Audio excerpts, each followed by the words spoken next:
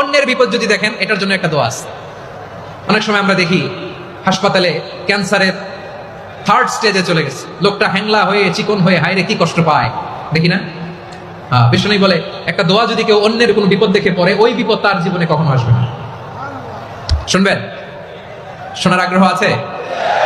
অনেক সময় হয় যে আমরা মহাসড়ক দিয়ে যখন চড়ি, দুর্ঘটনায়, আইরে আল্লাহ, দুর্ঘটনায় মানুষের মাথা একদিকে, দেহ আরেকদিকে, ব্লিডিং, এরকম হয় না? আল্লাহ তুমি হেফাজত করো। বিশ্বনবী বলেন এই দুর্ঘটনা দেখে কেউ যদি এই দোয়াটা পড়ে, তার জীবনে সে কোনোদিন এরকম অ্যাক্সিডেন্টের সম্মুখীন হবে না। শুনবেন?